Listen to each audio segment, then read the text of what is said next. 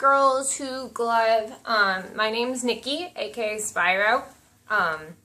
And I know I suggested people doing tutorials on there to help some of the beginning glovers, and since I suggested it, I decided maybe I should do one. Starlight did a couple that were really badass like a week ago, so continue on what she was doing. I was going to do a quick beginning liquid tutorial, and then later, if you guys like it, I could do maybe a more intermediate or advanced liquid tutorial.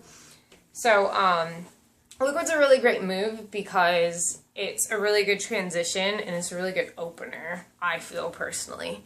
Whenever you get those really flowy parts of the song, you can just really easily drop into it and go into, you know, anything else.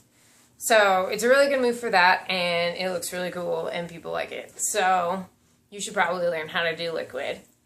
Anyway, the way I learned how to do it is basically I started out practicing with my hands like this, and just started moving back and forth, trying to keep my fingertips tight and following each other, just to get like this basic beginning wave motion down, because one of the things you notice when you learn liquid is you want to keep your fingertips pretty tight.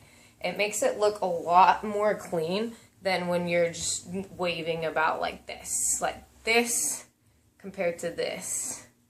See how it looks a lot more ripply and like liquid?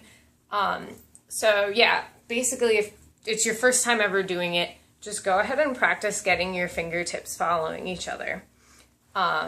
Once you get this down, you're going to want to pick what's considered a lead hand. What I use is my right hand, but you can use left, or you can go back and forth either way. It's really great. You should learn both ways. But to start out, I would pick a lead hand. In this case, I'm going to use my right. So you want to kind of have like a mental image or concept that your lead hand is pulling the hand behind, and your hand behind is just going to follow that around. And if you're speeding up or slowing down, your lead hand always does it first, and your second hand follows. Just a thing to keep in your mind. To start out, you want to learn the basic wave, which would be if your fingertips are together. You want to go ahead and pull your fingertips one knuckle notch at a time. So go ahead and bring it in 1, 2, 3, and down, kind of like that. It's kind of hard to see, but basically if you can do it really pronounced and exaggerated like that, it's going to make your liquid look a lot better than if you're just like doing this, you know. So once you get like one hand wave down, you can work on putting the two together where it'll be one wave and your lead hand starts and then the following hand just follows the wave through.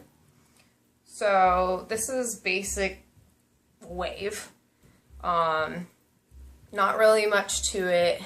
You're not really circling around yet. You're just doing this. And you can do it this way, or you can move it like this. Looks pretty cool. I know a lot of people like the different depth. So that would be the beginning liquid wave.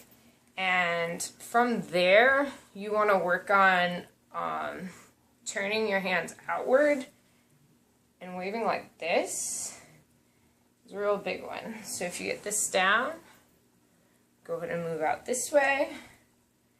And that's basically really your liquid wave, and which would lead you into turns, which can be a little bit difficult for some people. The main thing with turns I found is to find that you really need to try and get your fingertips as close to your wrists as possible. So like when you see I'm doing my turns, I'm not doing them like this. I'm like really bringing, you know, my hands in tight to make it a lot more pronounced and exaggerated. And when you're doing your turns, you also want to keep your fingertips like as close as possible to each other. Because remember, like we said, like this looks a lot cleaner than this does.